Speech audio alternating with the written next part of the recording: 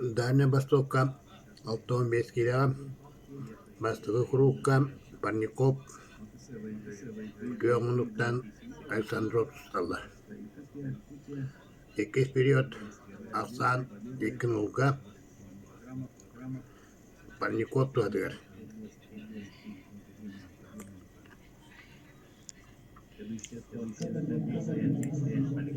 Александров Қастал Россия сборной кирен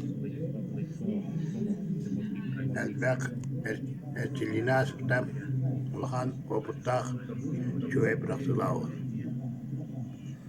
Бұ кәннер ұқ бірі бағы олады. Езінне Зикчерді кинеман ұқ Екес периодка кинеман Александров Йоргон үш бағылы. Onun ақсаны 200 көңірін bir bağından çorbasına düştü.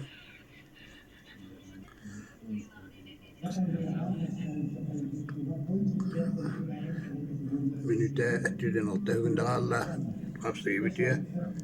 Yorgun Alexandrov 102 aksanından bastığı kuru katustalları kar. Patapavı kazanıyor.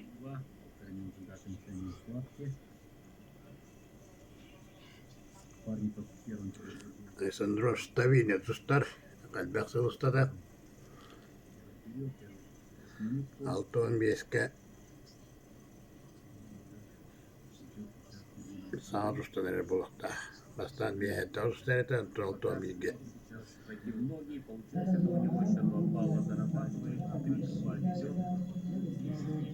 Patapavı takı girer.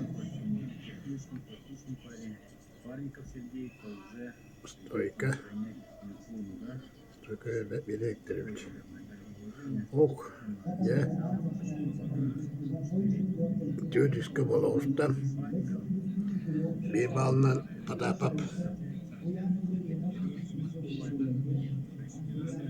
Bayanir. Alexandrova. Tüdün 2 günde Allah sağın tüdüşke. Patapap tuhatıyor. Hop. Bekleyin de Sizde hede hop.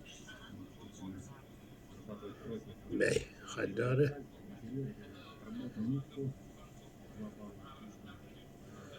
Dört beskem. Sibe 5 sekunda kaldı da. Alexandrov. Hoppana. 2 balga. Kreskalan. Hoputtak. Dos. Diye kuttuğunda tüy çettere Hasan.